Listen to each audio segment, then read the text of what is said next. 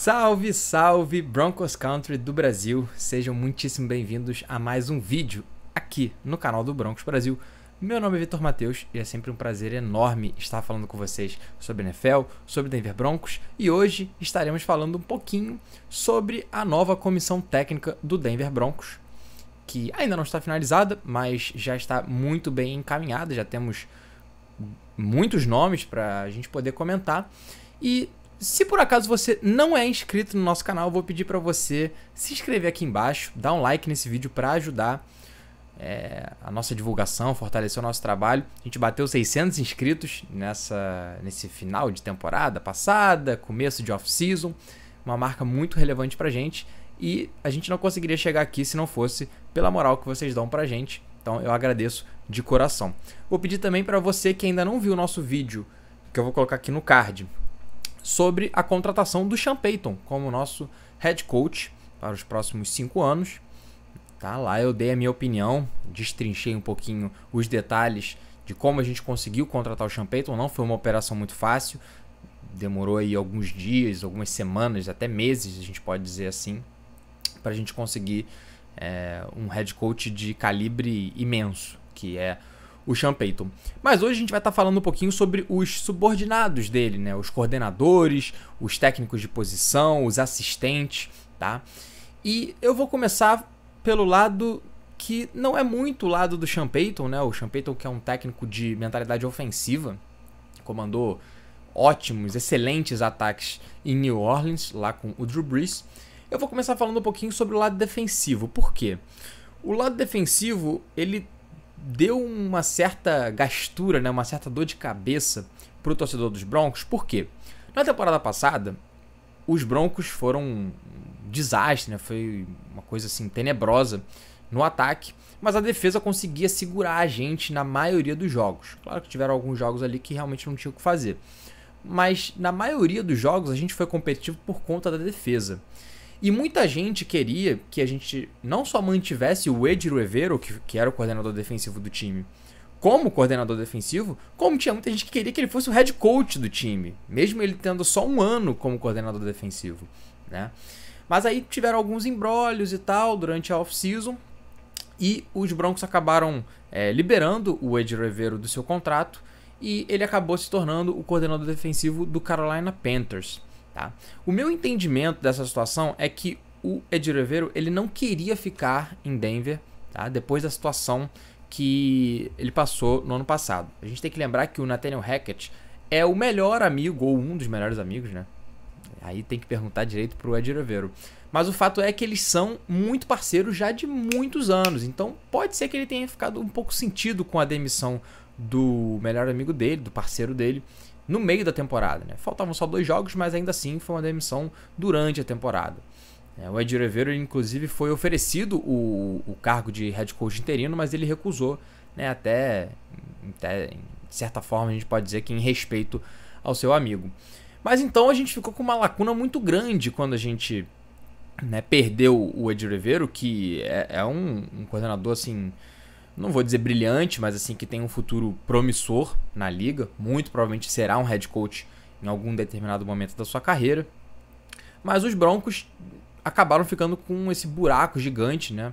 Porque a gente sabe que o Sean Payton vai tomar conta do ataque. Independente disso, de quem seja o coordenador ofensivo, de quem seja o técnico de quarterbacks, o Sean Payton que vai dar o tom desse ataque. Então, ele precisava contratar alguém que fosse tomar conta da defesa.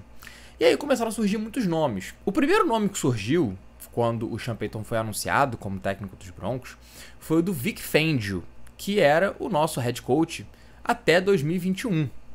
Tá? Ele ficou 3 anos em Denver, 2019, 2020, 2021, e foi demitido, dando lugar ao Nathaniel Hackett.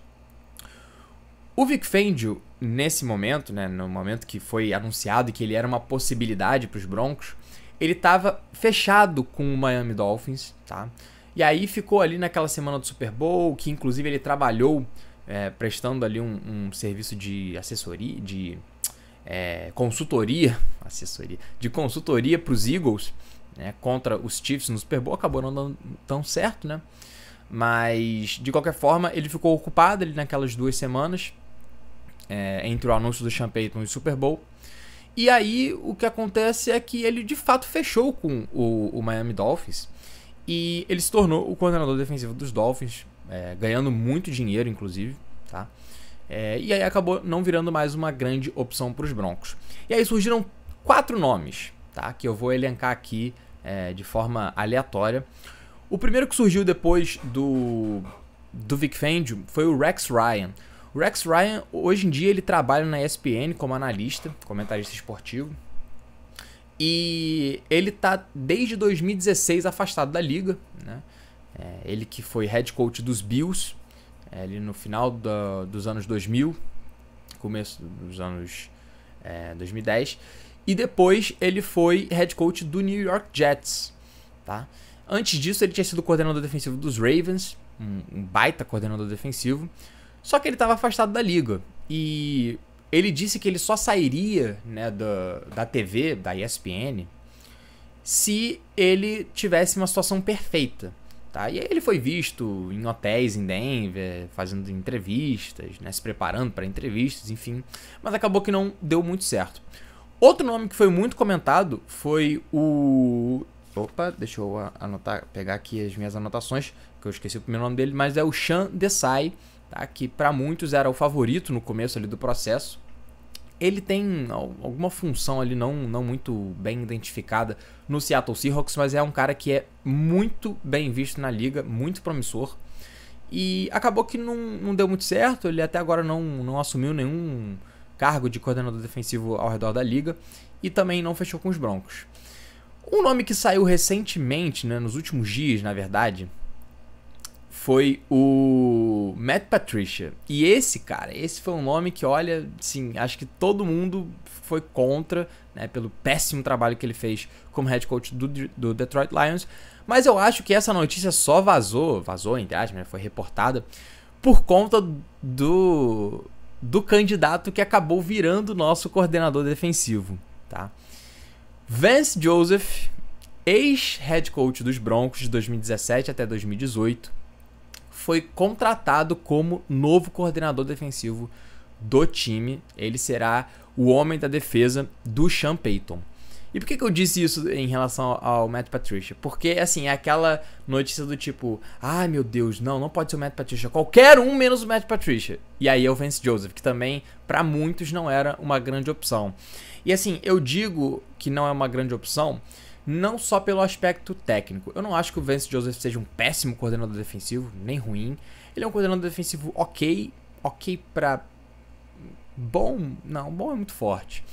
Mas assim, independente disso, independente de algumas estatísticas de mostrarem pra gente que o trabalho dele em Arizona não foi ruim, foi um trabalho ok, principalmente se a gente considerar as peças que ele tinha, não eram peças elite nem nada, né? A estatística que eu mais gosto de ver em relação à defesa e special teams é o DVOA, que é Defensive Value,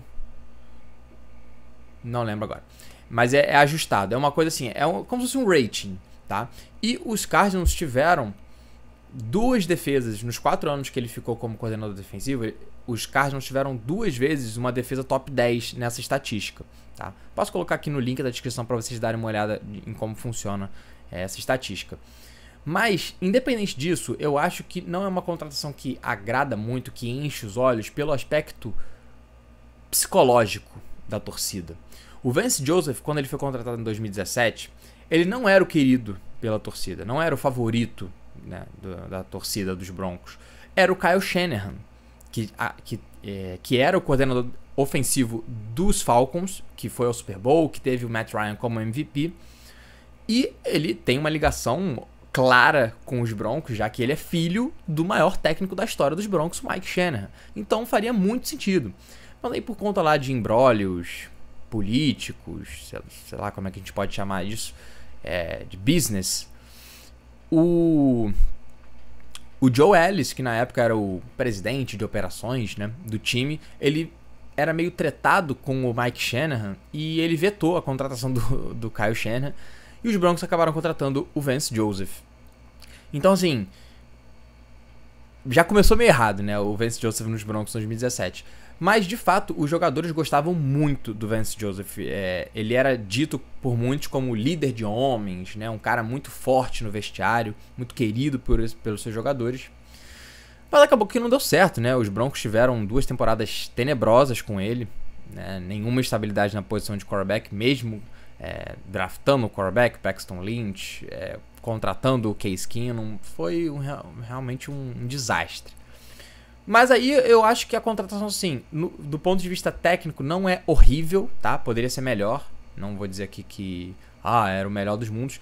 Mas pra mim o que pega é que a torcida já vai olhar com, sabe, com um olhar meio atravessado pro Vance Joseph. Mas eu torço muito pra que dê certo. Eu torço muito porque é um técnico que, se você for ver os comentários dos jogadores que foram treinados por ele, todos eles gostam muito dele, tem um carinho muito grande. Então, assim, espero que seja uma contratação ok, assim, que não vá atrapalhar. Porque o que os Broncos estão propondo com o Sean Payton? Que o ataque ele tem que ser o dominante do time e a defesa só não tem que estragar tudo, tá? Então, assim, eu acho que o Vance Joseph é minimamente capaz de trazer uma defesa ali nível medíocre, digamos assim, entre medíocre e bom, sabe? Ali entre top 10 e top 15, top 16, ali na metade da liga. Eu acho que ele, com as peças que os Broncos têm, eu acho que ele é capaz sim de fazer um trabalho satisfatório, vamos dizer assim, tá? Mas uma coisa que melhorou bastante, né, a visão sobre o Vance Joseph, era sobre a situação de 2 técnicos posicionais dos Broncos, que eram muito cotados para assumirem cargos superiores em outras equipes, tá? Que são vistos como promissores dentro dos Broncos, que são o Marcus Dixon, treinador de linha defensiva, e principalmente o Christian Parker, que é o treinador de defensive backs, treinador de secundária do time, né, que ajudou aí a desenvolver o Patrick Surtain, o Damari Mathis, né, trouxe aí uma unidade de secundária muito boa para os Broncos, né? Os Broncos com certeza têm uma das melhores secundárias da liga, e o trabalho do Christian Parker tem muito dedo dele nisso tudo, tá? E aí a gente vai falar bastante sobre isso aqui, sobre a free agency, sobre draft e tudo mais, mas eu queria destacar que tem 3 jogadores dos Cardinals que vão virar free agents que eu acho que fazem um certo sentido nos Broncos e que eu não me surpreenderia se eles fossem contratados na free agency em algum momento. O primeiro deles é o Patrick Peterson, que é um ex-cornerback muito visado. Já teve assim temporadas incríveis na liga. Já tá um pouco mais velho, mas faria muito sentido para ser o cornerback 2 do time, né, para até dar uma certa mentoria pro Patrick Surtain e pro Damari Mathis, tá? O outro é o Byron Murphy, que já foi escolha de 2ª rodada em 2019 e assim, não teve a produção que a liga esperava, a produção que se esperava dele, mas ainda assim seria uma adição interessante. É um jogador com uma técnica refinada e que, pro esquema do Vance Joseph, que vai ter muito marcação homem a homem, eu acho que faria sentido. E o outro é o Zach Allen, que é um defensive end que teve muita produção lá no Arizona Cardinals, e eu acho que é um nome que faz sentido pintar aí pros Broncos, principalmente se o time não renovar ou não colocar a franchise tag no Draymond Jones, assunto para outro vídeo que a gente vai comentar aqui também. E eu vou dar uma passadinha bem rápida no ataque, né? Porque a gente já tem aí quase 15 minutos de vídeo. E o ataque que já é um pouco mais complicado. Por quê? O ataque, como eu disse, vai ser o Sean Payton que vai comandar. E aí você vai ter ali os técnicos posicionais, você vai ter um coordenador ofensivo que não vai ser um coordenador ofensivo que vai chamar jogadas, nem que vai ser tão relevante assim para o funcionamento do ataque. Ele vai ser ali o cara que vai estudar as defesas adversárias, o cara que vai montar o plano de jogo junto com o Sean Payton, tá? Então, para isso, os Broncos contrataram, ou não, né? Isso não ficou muito bem definido, mas os Broncos contrataram o Joe Lombardi, que era o coordenador ofensivo dos Chargers até a temporada passada, tá? Não acho que ele fez um trabalho tenebroso nos Chargers, muita gente acha que ele era o freio de mão que segurava o Justin Herbert, mas eu não acho que isso é verdade, tá? Não acho também que ele é nenhum coordenador ofensivo maravilhoso, tá? Mas ainda assim, ele é um cara que trabalhou por muito tempo com o Sean Payton, foi coordenador ofensivo dele lá no New Orleans Saints por anos, acho que quase 10 anos, alguma coisa assim, tá? E ele traz muita experiência que esse time precisa, né? Depois do experimento da temporada passada que a gente viu uma coaching staff com zero experiência praticamente, é bom a gente ver nomes com bastante experiência, mas também misturado com alguma certa jovialidade, né? Algumas coisas novas, que é o que a gente vai ter no nosso novo técnico de quarterbacks. Essa é uma contratação muito interessante. O nosso novo quarterback coach é o Davis Webb, que até no ano passado, né, era o backup quarterback dos Giants. Ele era o backup do Daniel Jones. E o que é interessante sobre essa contratação é que no ano passado houve um interesse muito grande do Buffalo Bills que ele fosse o quarterback coach do Josh Allen, lá em Buffalo. Né? Então o Sean Payton consegue trazer um cara que era visado para ser um quarterback coach de um dos melhores quarterbacks da NFL e ainda assim consegue misturar essa questão que eu falei, né, de ter de um lado experiência, né, do Joe Lombardi, de um lado, e um cara que tava aí até ontem como quarterback na liga e vai trazer muitas novidades, eu imagino, tá? Um aspecto que algumas pessoas acharam negativo, mas eu não achei tanto, foi a perda do Zach Azzanni, tá? O técnico de wide receivers. Ele seguiu o Nathaniel Hackett, e quem diria que o Nathaniel Hackett conseguiria um emprego, né? Em 2023 ele conseguiu, virou o coordenador ofensivo dos Jets, e o Zach Azzanni acabou seguindo ele para Nova York. E muita gente acreditava, né, o grupo de recebedores bom, entre aspas, dos Broncos ao trabalho dele, mas eu não sei se eu concordo tanto com essa comparação, né, com essa atrelar ele qualquer tipo de sucesso do corpo de recebedores dos Broncos, porque a gente sempre fica naquela, é um corpo de recebedores muito promissor, mas ele nunca chega lá, sabe? Fica sempre na promessa.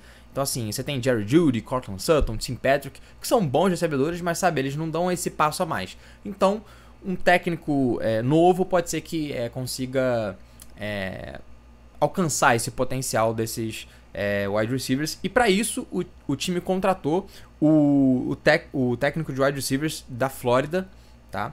Que também foi técnico de wide receivers, né? Tinha um cargo na Universidade de South California, né? USC, e ele foi responsável pelo desenvolvimento de 3 jogadores que foram muito bem na NFL até aqui. São jogadores jovens, mas que foram muito bem até aqui.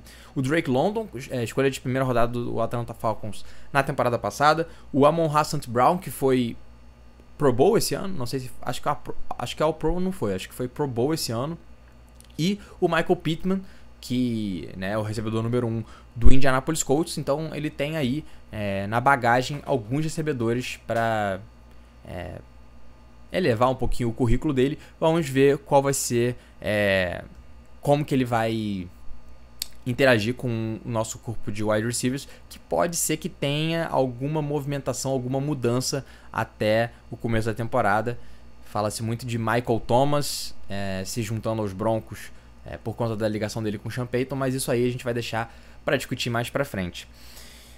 Bom, o vídeo está ficando bem longo já, a gente vai chegar aí a quase 20, até um pouquinho mais de 20 minutos de vídeo, mas eu queria falar sobre uma última coisinha, e aí eu peço a atenção de vocês, porque é um assunto que me deixou bem chateado, né? Hoje eu tô gravando esse vídeo na sexta-feira mesmo, dia 24, na hora do meu almoço, aqui no home office.